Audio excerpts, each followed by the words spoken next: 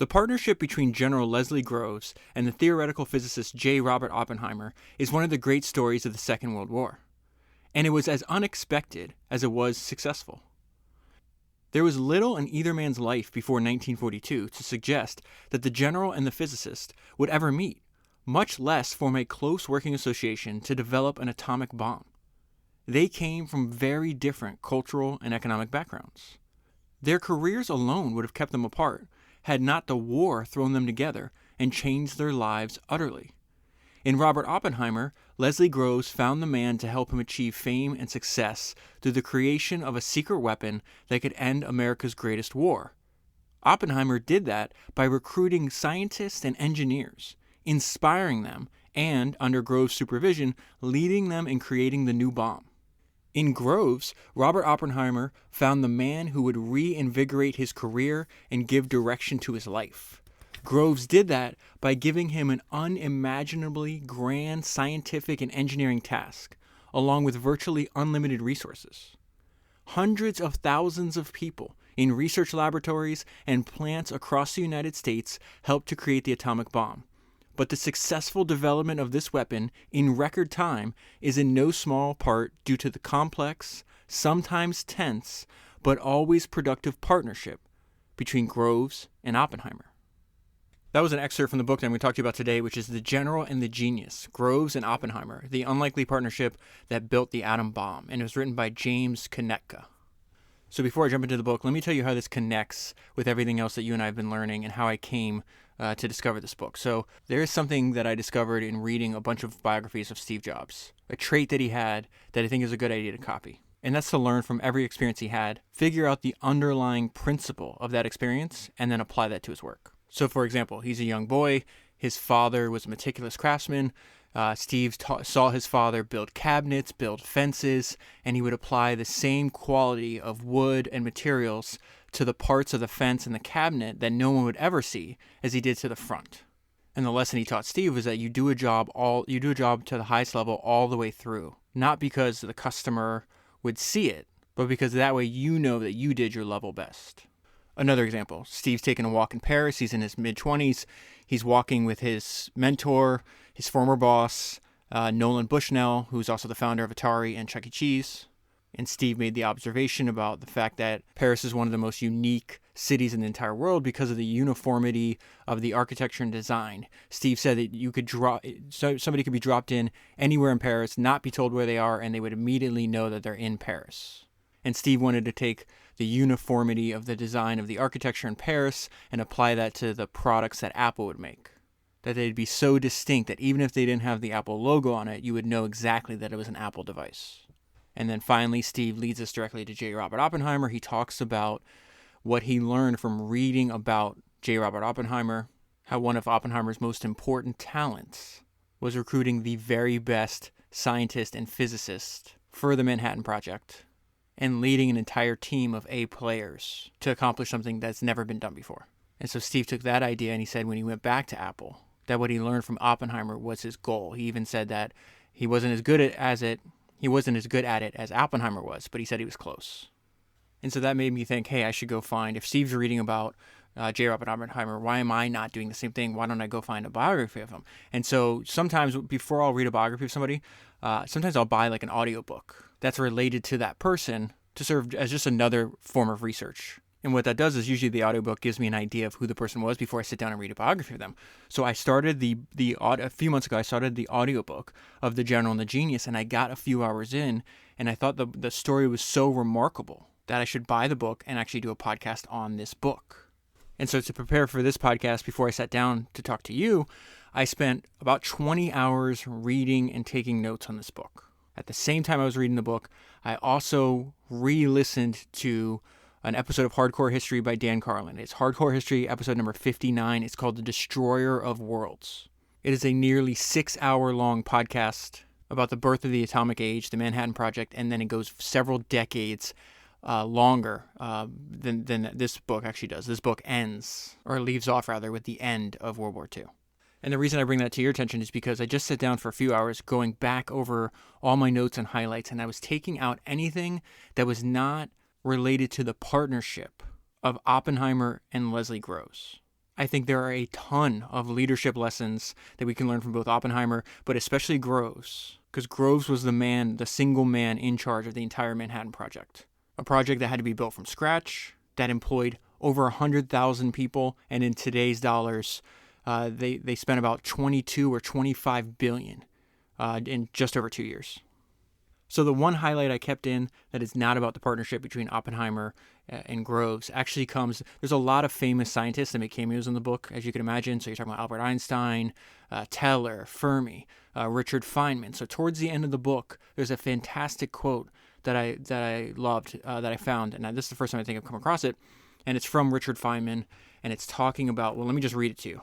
It says, when asked about the scientist's role in developing the atomic bomb during the war, this is after it's already been used on Hiroshima, however you pronounce it, and Nagasaki, Richard Feynman responded this way. And so now this is Feynman talking directly to us. Once in Hawaii, I was taken to see a Buddhist temple. In the temple, a man said, I'm going to tell you something that you will never forget. To every man is given the key to the gates of heaven. That same key opens the gates of hell. Okay, so let's go back to the beginning of the book. Let's get an introduction into Oppenheimer and Groves.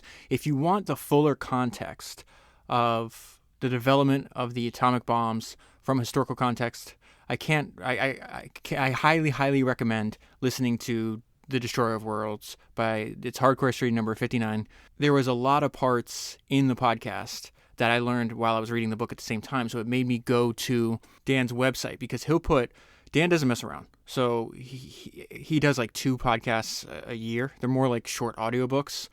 And so I was like, wait, I wonder if we read some of the same books, because I was learning a lot of the facts that are in this book show up in his podcast.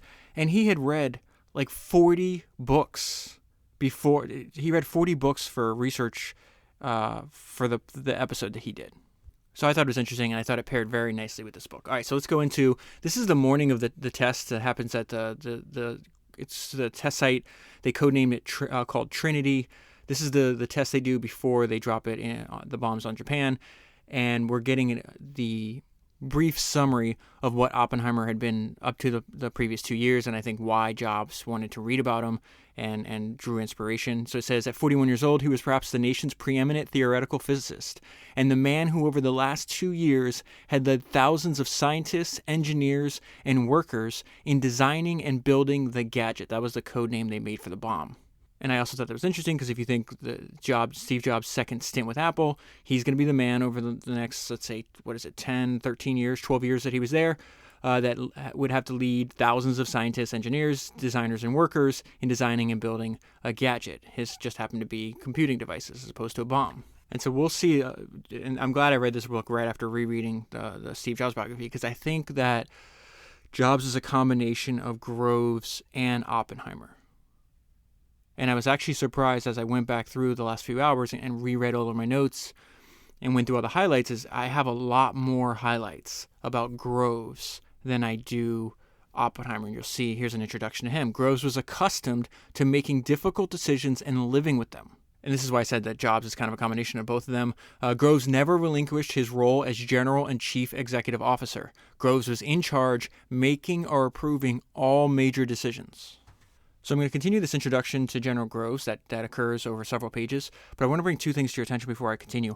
One is this idea that you and I talk about over and over again, that books are the original links, that they lead us from one person to another person, or one idea to another.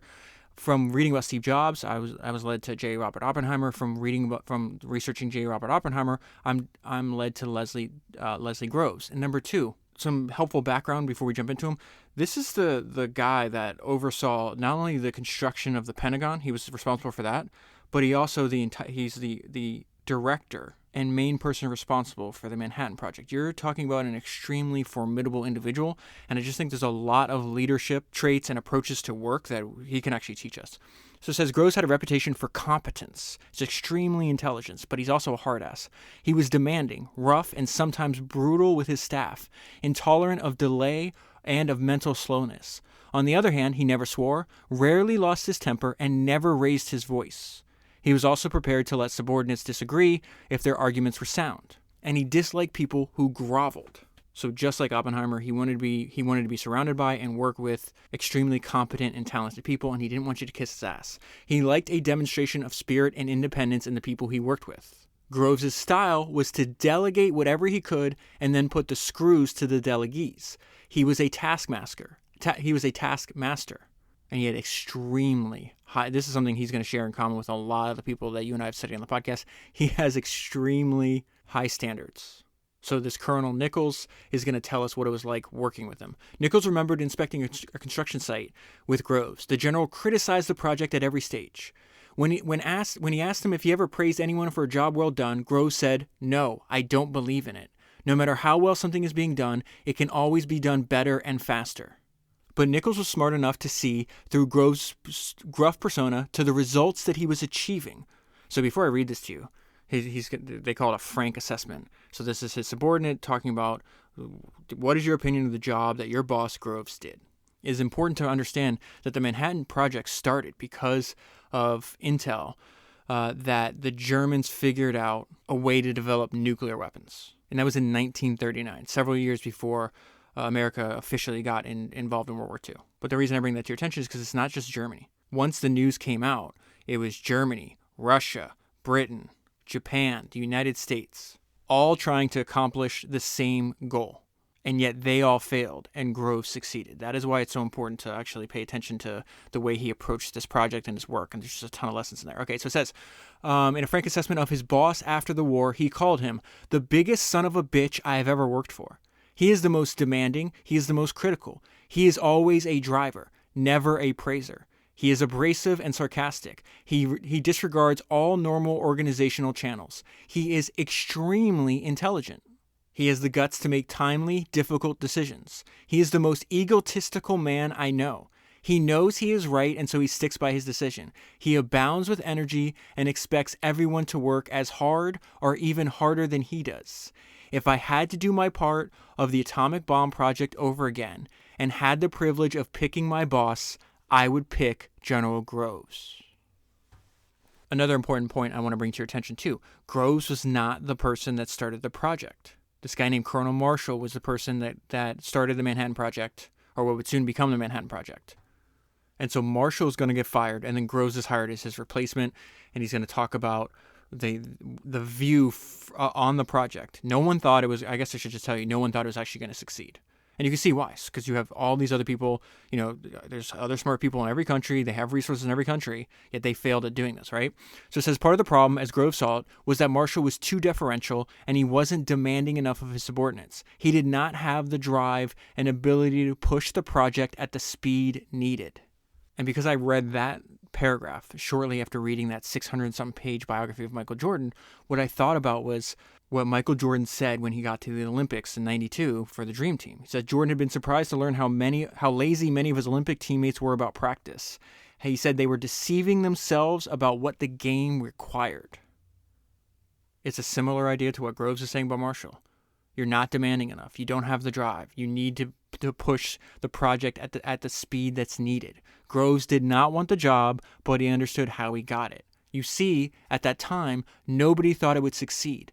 Nobody with any brains at all could possibly think it would succeed. So he didn't want the job, but once he got it, we see his MO. Groves quickly proved himself with his unflagging energy and ability to make decisions. Moreover, he now realized that he had the assignment of a lifetime and sprang into action. And so that realization is something that he shares with Oppenheimer. They both knew at the time, okay, this is going to be the high water mark of my career. They're attempting to do something that no human in human history had ever done before. In fact, let me tell you something.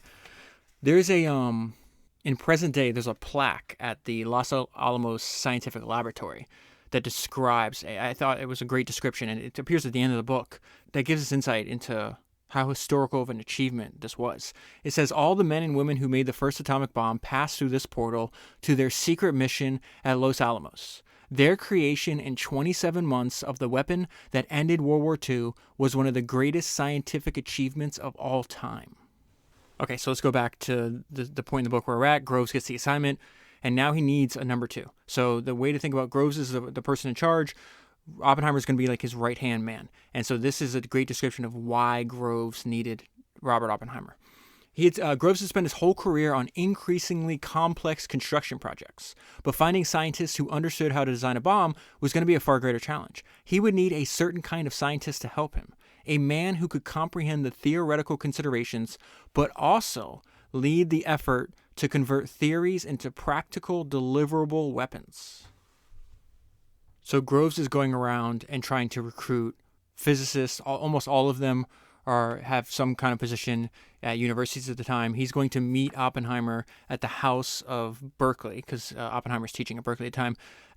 So he's going to meet Oppenheimer for the first time at the house of Berkeley's president, and it says, the general was taken with the intelligent, articulate physicist. Oppenheimer's mind was like quicksilver, but it was his remarkable ability to explain complex concepts clearly and without condescension that most impressed Groves. His unambiguous answers to the general's questions were markedly different than what Groves experienced from previous conversations with people he was trying to recruit. They discussed the idea of a secret central laboratory where all fission projects could be conducted and coordinated. And that is exactly what they're going to build at Los Alamos in New Mexico. What was interesting, too, to think about this is when the announcement is made that Groves chooses Oppenheimer, even though everybody around Oppenheimer thinks he's brilliant, he didn't have any administrative experience, didn't have any experience managing anything, and so they're quite surprised. Let me just pull out a couple quotes here. These are people that had worked with him. The names are relevant. This guy didn't think Oppenheimer was the most obvious candidate. He had no experience directing a large organization. And here's another quote. One of Oppenheimer's closest colleagues found it an almost improbable appointment. I was astonished. Groves thought otherwise. Shortly after the war, he told an interviewer about Oppenheimer. He's a genius, a real genius. Oppenheimer can talk to you about anything that you bring up. He looks right through you. I feel like he can read my mind. And so a lot of the people that knew Oppenheimer at the time, they're like, yes, he's the smartest of the smart that you could possibly find. But they didn't particularly think that he could be an effective leader. And his own career at the time, which is also going to lead into why Oppenheimer desperately wanted this, it was kind of like middling. He's one of these people that you might have run into in your life where they're way too that are really, really smart, but they have yet to achieve like any kind of remarkable achievement to match up with their intelligence. I guess is the way to think about it. So it's Oppenheimer, who desperately wanted the job, accepted without hesitation. He had told his wife that he was courting Groves like a lover. He was almost 40 and had published few important papers. In fact, he was better known as a co-author on papers written by his students. He doubted that he would ever win the Nobel Prize, and it was increasingly clear that his career had stalled. He had seen many of his colleagues leave their teaching posts to take important positions in war-related research. His career needed a boost, and the directorship of a new laboratory vital to the war would provide that. And so something that Groves repeats over and over again in the book is the fact that he prioritized speed. And so I need to give you some historical context. Like, why are the Americans moving with such a sense of urgency? And if you think about how complex this project is, you have this gigantic scientific and engineering and part construction project on a scale that's hard to imagine, trying to attempt something that's never been done before. And they from a dead stop to a successful completion in 27 months. So it's talking about why they're having to hustle. It is quite possible that the Germans are a year ahead of us, or perhaps even 18 months, are having even 18-month head start. So I guess I should pause there. They thought they were building an atomic bomb to drop on Germany. That was the initial goal of the project. By the time the bomb is ready, Germany has already surrendered, and Japan's the only one still fighting. So it says, I would judge that there was an even chance that the Germans would produce a number of effective bombs by the middle of 1945, and a slight chance of their achieving the same result by the summer of 1944. To my mind, it is the fear that the Germans may be near their goal which is the prime reason for an all-out effort now on this gamble. This being so, it is clear that nothing short of a full-speed, all-out attempt would be worthwhile. And I made sure to underline that last sentence twice because you and I may not be under the threat of imminent nuclear extermination. But we do only have one life and a limited time here. So this idea that we approach our lives the same way, I like that. It is clear that nothing short of a full-speed, all-out attempt would be worthwhile.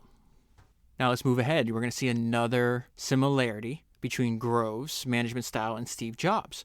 So it says, in his personal supervision of the Manhattan Project, with his high standards and expectations, Grove was often heavy-handed, rude, and even brutish with his subordinates, but not with Oppenheimer. This is going to remind you how Steve Jobs approached his working relationships with Johnny Ive at Apple and John Lasseter at Pixar. The way Steve was with them is the way Groves was with Oppenheimer.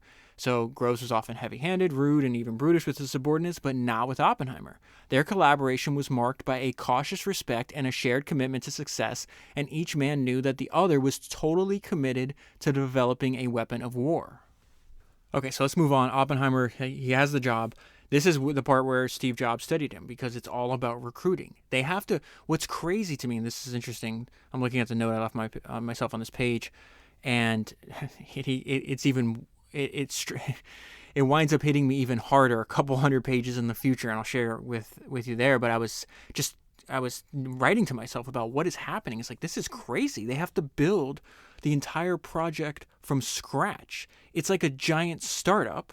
But instead of, like, let's say you're trying to manufacture a physical good, it's like you have to build the note I have here is like, it's like having to build a factory before you can even start to build the business. And it's like, later on I realized, no, it's even more complex than that. And from Oppenheimer's perspective, his difficult is doubly hard because he's having to recruit. He has to get the single most talented people he possibly can and convince them to go to the middle of nowhere in a desert. So I'm going to read about that because I think the author describes it better than I could. Oppenheimer had compiled a primary list of people he wanted at Los Alamos, but he knew that considerable recruiting was still to be done, and they would not be easy. The prospect of coming to Los Alamos aroused great misgivings. This is Oppenheimer now. It was to be a military post. Men were asked to sign up more or less for the duration of the war. Restrictions on travel and on the freedom of families to move about would be severe. So what he does here is really smart. He's not pitching you a job. He's pitching you a mission. To overcome these objections, he had to frame the invitation as both a great scientific adventure and an act of patriotism. Groves believed that one of Oppenheimer's strongest talents was communicating and working with his scientific colleagues. And that's something that's important to point out. Without Groves and they both needed each other. Their partnership is what allowed for the successful completion of the project. And if you take away one or the other, I don't think it happens. At least it doesn't happen as fast as it did, and in the time it needed. I think the author even makes the case, and he's written a couple books on this, and he's seen a bunch of like the classified material, that the creation of this was inevitable. It just wouldn't have happened nearly as fast. So that either the war continued on, or maybe you have it a decade later, whatever the case was. So then we continue this idea that you and I talk about over and over again. It starts with the people, the talent of the people you have that you're able to recruit to your company, to your division, to your team is more important than nearly anything else that you can possibly work on. And again, this is important. I mentioned this earlier, but other projects were happening at the same time. Yet this is the only one that would be successful. So it says Oppenheimer set on a long recruitment trips to attract the best people he could find. Recruitment was not an easy task. The Manhattan Project was brand new, somewhat nebulous, and shrouded in secrecy. There's a lot of like spy stuff that goes on in the book that was very fascinating to me. And I'll talk to you a little bit about that. I'll bring some of that to your attention later, because it's just Groves was obsessed with secrecy, and wind up still having like Russian spies in the Manhattan Project. Some of which get away. And some of which get caught and wind up getting executed. It's wild. Brand new. So it was brand new, somewhat nebulous, and shrouded in secrecy, and it was invisible to the academic world. That's the world that he's trying to recruit out of. It says the years a man spent at Los Alamos would not count towards later promotion or tenure at the university. Although Oppenheimer had few budget constraints, indeed, the urgent demand for a bomb gave him a blank check. His preeminent concern, as he would later recall, was always personnel. And there's a lot of great direct quotes from Oppenheimer in this book. Here's one of them, and he's talking about why this was the most important problem he had to solve. The program of recruitment was massive, even though we then underestimated the ultimate size of the laboratory, which was to have almost 4,000 members by the spring of 1945, and even though we did not at the time see clearly some of the difficulties, that's an understatement, which were to bedevil and threaten the enterprise. That's like they're talking about the Manhattan Project, but if you think about it, it's the beginning of any company or anything you're doing difficult. You're just a lot of people, when you get towards like the end of their career, they're like, after they struggle for a long time, like, if I knew how hard it was going to be at the beginning, I never would have done it. So there is kind of some weird benefit to a little bit of naivete, right? So it says, even though we did not at the time see clearly some of the difficulties which were to bedevil and threaten the enterprise, we knew that it was a big, complex, and diverse job. Even the initial plan of the laboratory called for a start with more than 100 highly qualified and trained scientists, to say nothing of the technicians, staff, and mechanics who would be required for their support, and of the equipment they would have to beg and borrow, since there would be no time to build it from scratch. We also had to recruit at a time when the country was fully engaged at war, and almost every competent scientist was already involved in the military effort. And then the difficulty of recruiting talent is just mentioned over and over again throughout the book. Finding talent is always the hardest problem to solve. Long after the war, Oppenheimer reflected that the last months of 1942 and 1943 had hardly enough hours to get Los Alamos established. The real problem had to do with getting to Los Alamos the men who would make a success of the undertaking. And one way to think about that is Groves and Oppenheimer were able to get the people that actually made a success of the undertaking, and all the projects that are happening at the same time failed to do that. I think it's just another example that people make all the difference. So moving ahead, let's get to, I left a note on this page for myself. It says, I think we can learn a lot about management from Groves. I think that's probably the main reason to read the book, actually. He saw that his new director, so Oppenheimer is always either going to be referred to as Oppie, Oppenheimer, or director. So when they refer to director, it's always Oppenheimer. He saw that his new director was struggling with the dual tasks of creating and staffing a new organization, as well as setting its priorities. Based on his own experience with large projects, Groves could see that Oppenheimer not only underestimated the number of scientists and engineers he needed, but that he had not yet grasped the full complexity of the task of making an entirely new kind of weapon.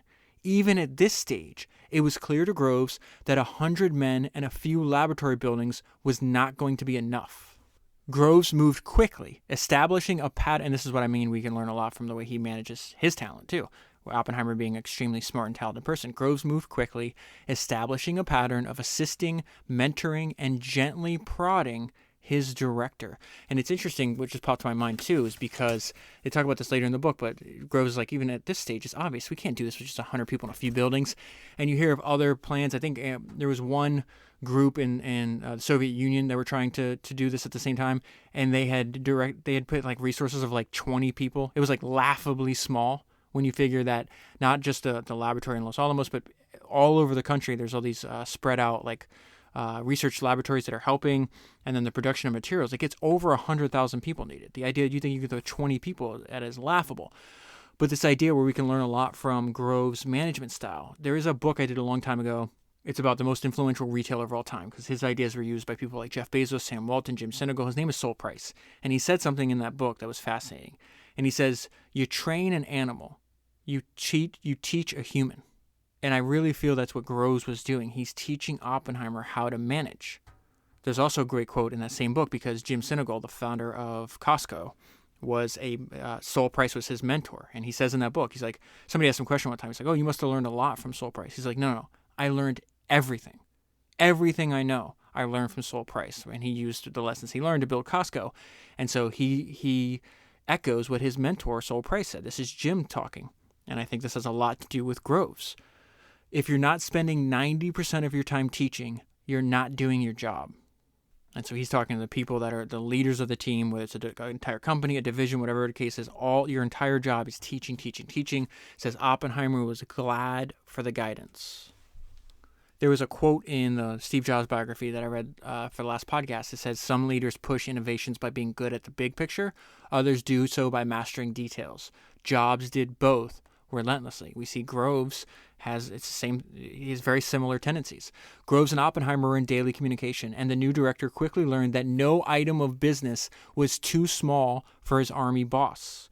Many of these conversations were directly between Groves and Oppenheimer, but some calls to the director came from Jean O'Leary. This is Groves' secretary and like right-hand person.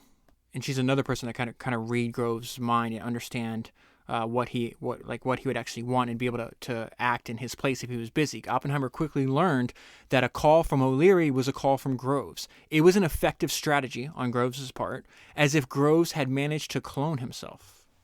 And so I think the unstated principle there was that the only way that you can find somebody, an effective number two or assistant, is to spend a lot of time teaching them what's important to you, how you think, so they can make decisions in your absence. Something Oppenheimer does, which is really smart, is a way to attract the best talent. You have to give them an opportunity to know what other company can. And this is Elon Musk talked about this a lot, where when he started SpaceX, it was easier because he picked such a hard, impossible mission that only SpaceX was doing at the time, it was easier to get the talent he needed because the really ambitious people that wanted to send humans to space, to eventually go to Mars, they could only work for one company at the time. SpaceX was the only private company doing that, with the stated goal of doing that, right? So it says Oppenheimer made them feel special. This is Oppenheimer talking now. Almost everyone realized that this was a great undertaking. Almost everyone knew that if it were completed successfully and rapidly enough, it might determine the outcome of the war. Almost everyone knew that this job, if it were achieved, would be part of history. This sense of excitement, of devotion, and of patriotism in the end prevailed.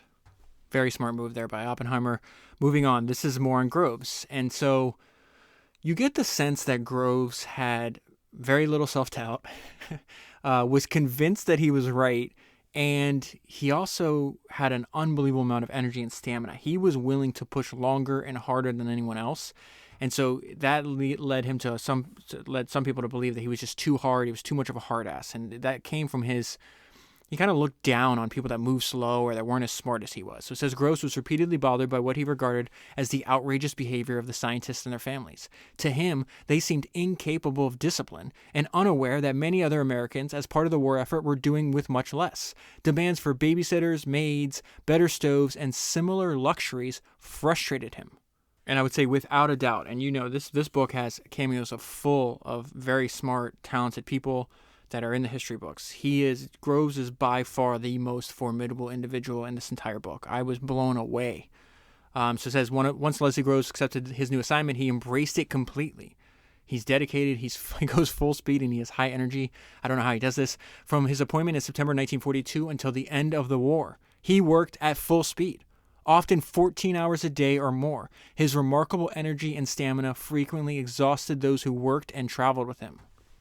And so he's also describing to us why he felt he had no choice but to be that way, to have one speed, go, all out.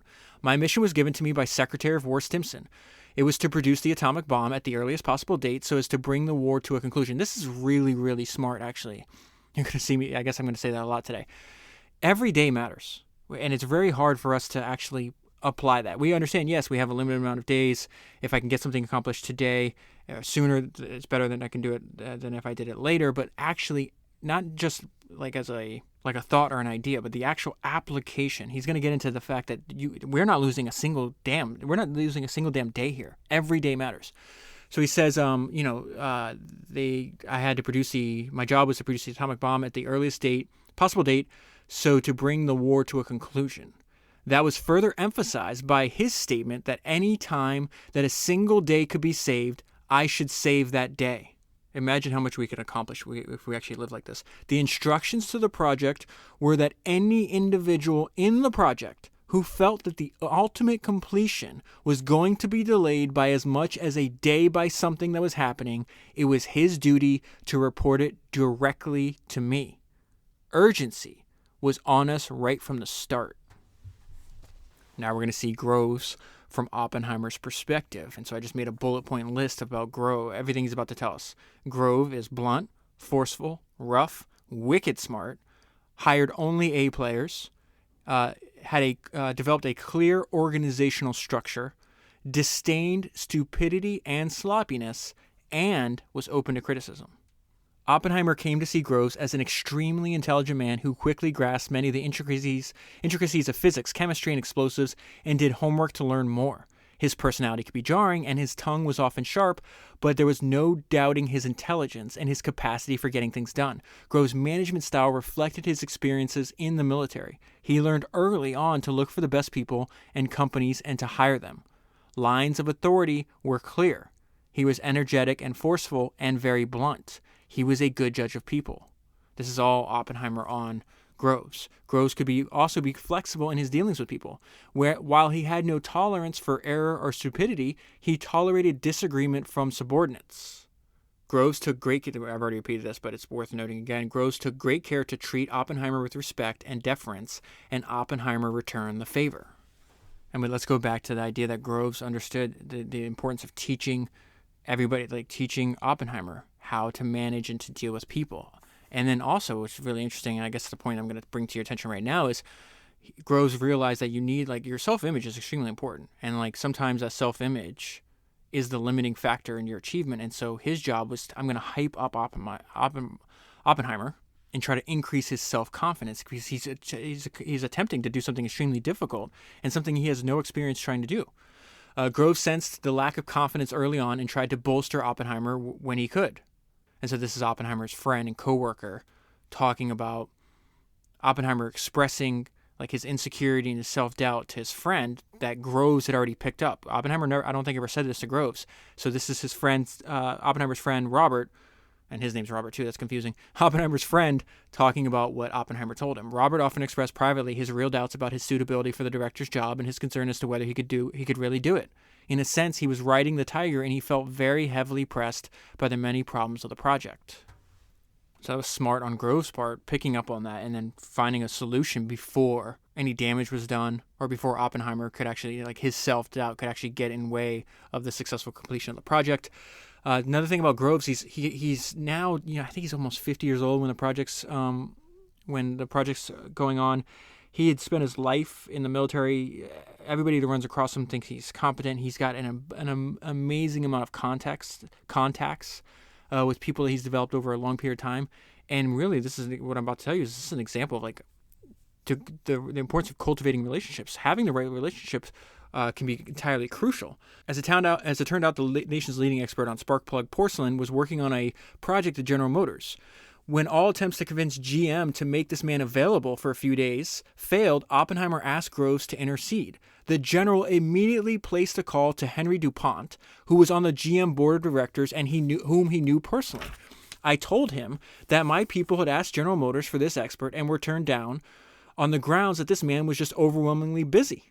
Groves insisted the man, he does this multiple times throughout the project, where they'll run into is it just remarkable removing any kind of anything blocking his team. It's just remarkable how Groves was able to do this.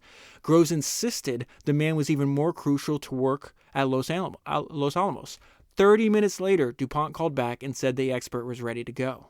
He does this later on, where, like, to be, like, a really important piece of equipment they need, find out, the U.S. government sold it to, like, the Argentine government, and Groves somehow gets the sale reversed. He just really, really impressive how he put his full attention on a problem and was relentless in making sure it was solved. He could also be extremely ruthless. So he was obsessed with secrecy.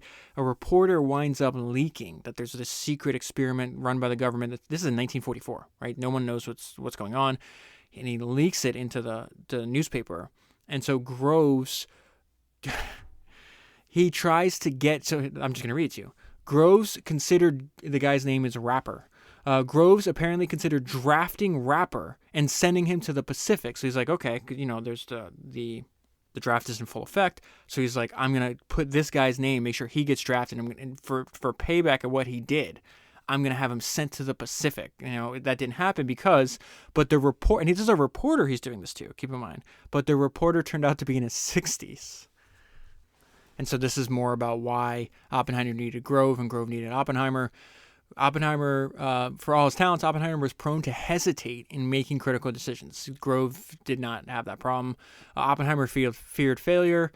He was brilliant, but he was not a strong character. He was indecisive and definitely not a fighter. If he couldn't persuade you, he'd cave in, especially to group opposition. Groves, on the other hand, could provide him with a strong backbone in the form of consistent policy.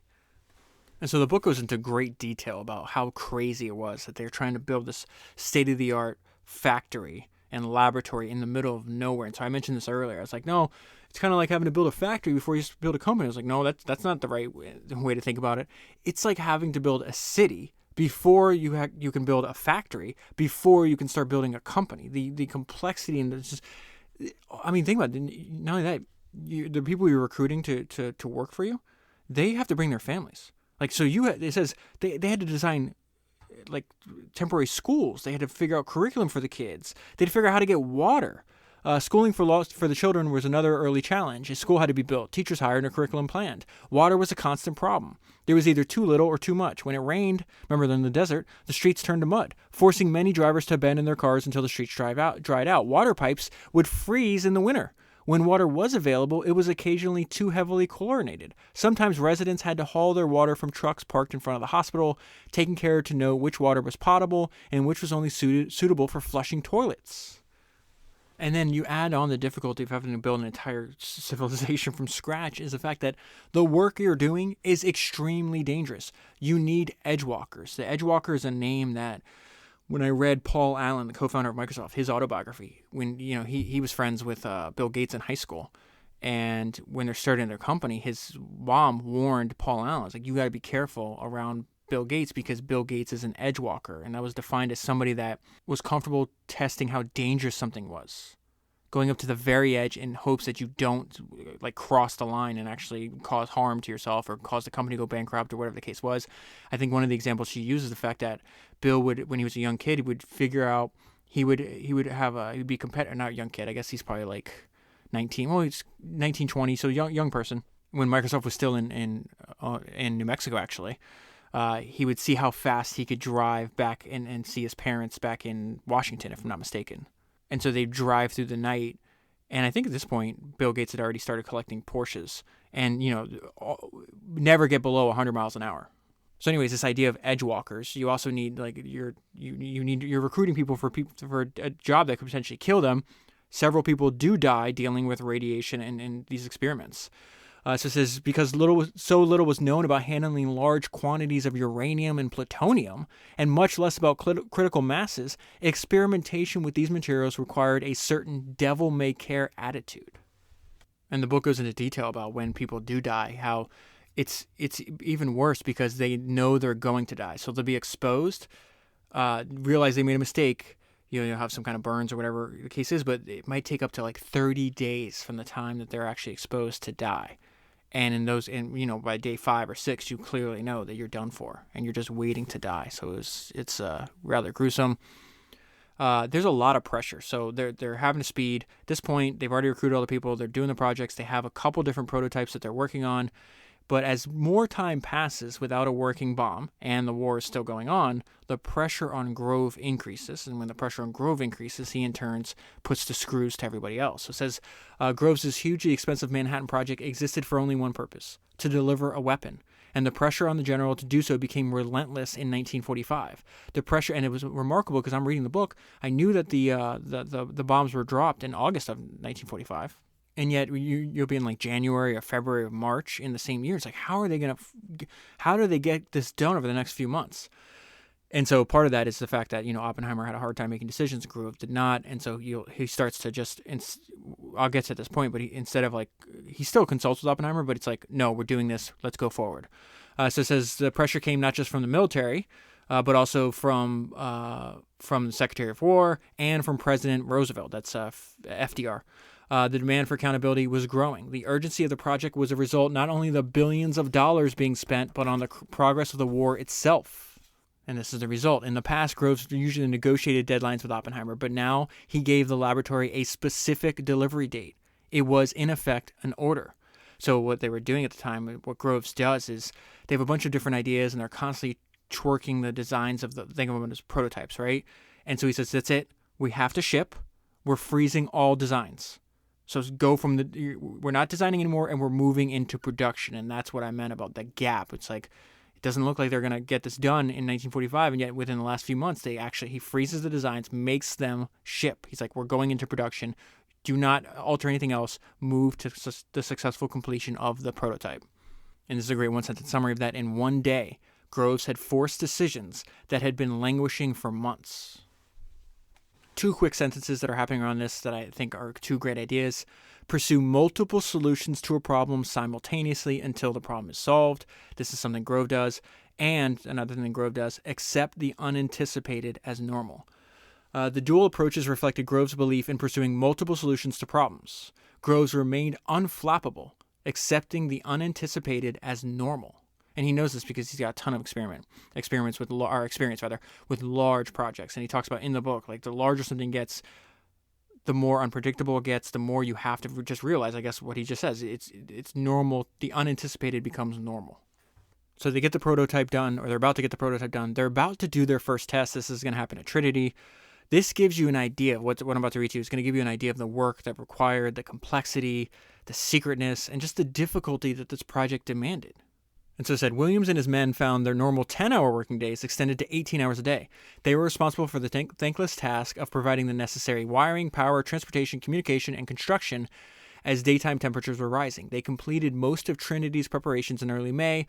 They're going to do a test in July, along with the complete communication system that included telephone lines, a public address system. Remember, this is in the middle of nowhere. They're building all the infrastructure. They have to build all the infrastructure out. A public address system that would reach buildings and bunkers, and FM radios in most Jeeps and trucks assigned to the test. Groves insisted on measures to disguise Trinity's connection with Los Alamos. Everyone at Trinity, whether military or civilian, was required to sleep and eat at the campsite. They could not go to nearby towns and had to spend all their time at the site. Further instructions governing the drive, this is an example that Groves does not play. Listen to what he does here. Further instructions governing the drive from Los Alamos to Trinity were issued. Under no circumstances are telephone calls or stops for gasoline to be made between Albuquerque and your destination. There was one exception. There was one approved stop. It was a stop at this place called Roy's Cafe. Why is this an approved stop? This is what I mean by Groves does not play. It was an approved stop at Roy's Cafe where Groves had placed one of his security men as a chef. And so I got to read something else to you. This is Oppenheimer talking about, because you have to, at this point in the story, this is over 2 years straight of immense pressure. Not only are you doing something extremely difficult, you have everybody from external and internal adding additional pressure, but then you have the idea that like the war is still not over, so every day that you don't complete this, more people are dying. And so it just starts to mess with your mind. Oppenheimer recalled the atmosphere as the day of the test approached. And then there's a very real possibility that you're going to fail. A lot of people thought that the test that they're going to do in Trinity, which winds up being really successful, was going to be a failure. So it says, very shortly before the test of the first atomic bomb, people at Los Alamos were naturally in a state of tension. I remember one morning when almost the whole project was out of doors staring at a bright object in the sky. They were worried that maybe Germany or somebody else had beat them to the punch. Right? So it's like, oh my God, what is this bright object in the sky? These are extremely, intelligent scientists that are about to be worried about a mistake that is going to seem rather obvious to avoid, right? So it says, the director of personnel was an astronomer and a man of some human wisdom. And he finally came to my office and asked whether we should stop trying to shoot down Venus. I tell this story only to indicate that even a group of scientists is not proof against the errors of suggestion and hysteria, Oppenheimer said. It was impossible to escape the realization that 2 years and 3 months of intense, frustrating, yet often exhilarating work would soon bear fruit in a desert 220 miles to the south. So they get to the test site. Everybody's freaking out. The weather's not cooperating. Oppenheimer's about to lose it. And this is where we see Groves leads from the front. He remains calm. He's the one making the decisions. I'll just read it to you. It says, there's another general there who was assigned to witness the test from the bunker. Watch Groves do everything he could to calm Oppenheimer. The scene inside the shelter was dramatic beyond words. For some hectic 2 hours preceding the blast, General Groves stayed with the director, that's Oppenheimer, walking with him and steadying his tense excitement. Every time Oppenheimer would be about to explode because of something untoward happening, General Groves would take him off and walk with him in the rain, counseling with him and reassuring him that everything would be all right. And so there's a bunch of debate. Should we do it? Like the weather might not be clear enough. And this is again where Groves was the one who had to give the final word. He had the ability to endure more than others that he's working with. And another great thing I think we could learn from him, he was able to be calm when others were not. And so this is Grove writing about, and it says he somewhat disingenuously says that Oppenheimer had participated in the decision-making. This is a third party saying, no, this was Groves. So Groves captured the last tense hours before the test, and this is Groves writing. He's going to use military time here, obviously. After about 1 hour of sleep, I got up at 0100, and from that time on until about 5, I was with Dr. Oppenheimer constantly. Naturally, he was nervous, although his mind was working at its usual extraordinary efficiency. I devoted my entire attention to shielding him from the excited and generally faulty advice of his assistants, who were more than disturbed by their excitement. So they're excited, they're emotional, emotion blurs judgment. Groves is calm. So he says he's getting bad advice because they're excited and and they're worried about the uncertain weather conditions. By 0330, we decided that we could probably fire by 0530. By 0400, the rain had stopped, but the sky was still overcast. Our decision became firmer as time went on. During most of these hours, the two of us journeyed from the control house out into the darkness to look at the stars and to assure each other that one or two visible stars were becoming brighter. So the test is successful. I want to pull out the reactions. I'm going to give you Groves' reaction, Oppenheimer's reaction, and some other people that were there. It's hilarious to me how Groves is just, even after this, like just dead cold. Groves turned silently to shake hands. Oppenheimer is famous for his reaction. Oppenheimer recalled the words of the Bhagavad Gita. I am become death, the destroyer of worlds. That is some eerie thing to say. I mean, obviously accurate. If these weapons are ever used on a mass scale, it's a way to ensure that, humans render themselves extinct. But that idea that came to mind, I am become death, the destroyer of worlds. I'm gonna omit the names because it's not important. Just give you an insight into some other reactions at the test site. This one guy saw it as a grand finale of a mighty symphony, because this is a beautiful words that this guy was able to conjure up.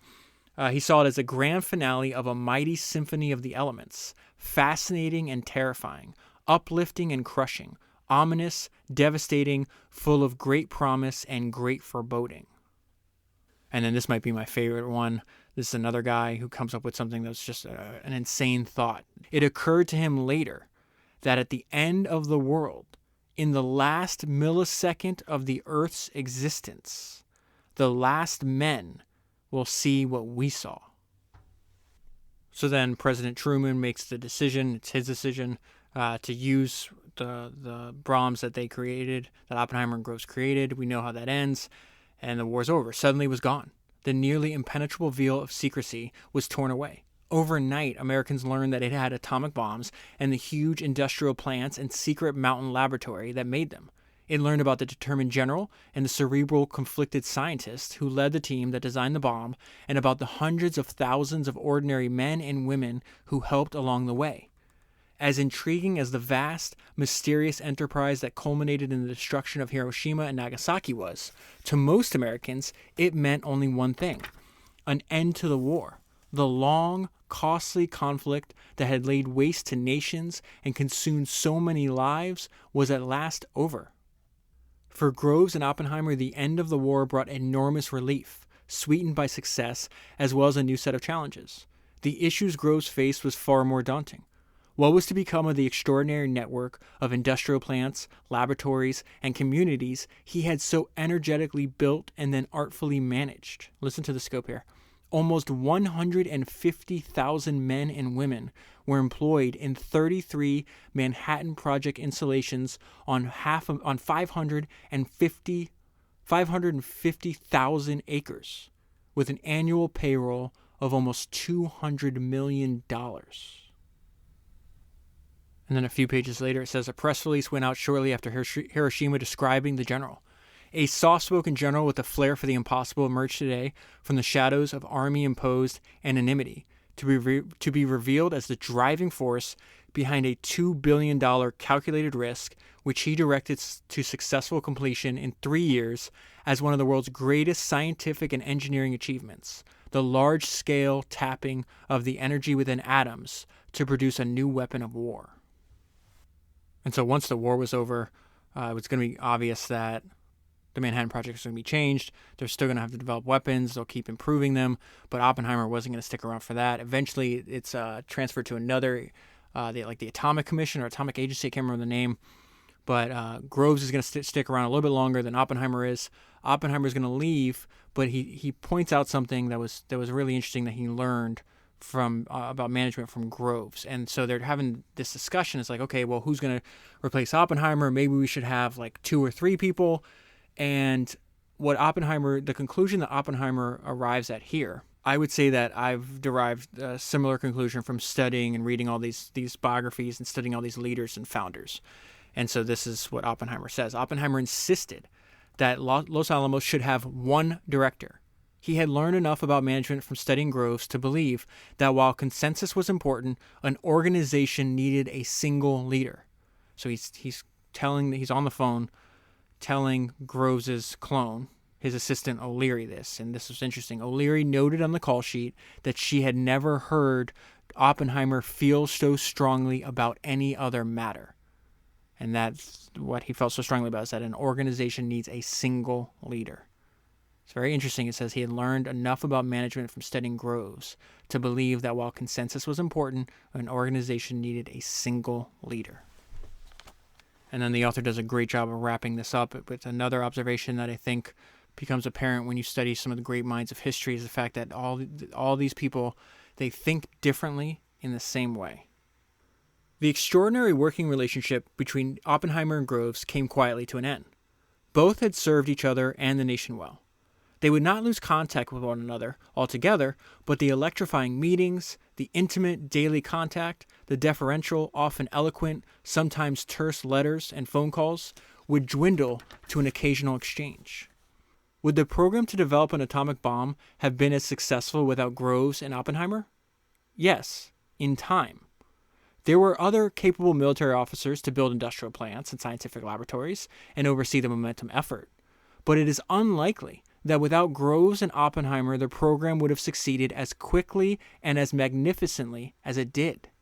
Groves was unique in his combination of experience, ruthless drive, intelligence, and ability to make tough decisions.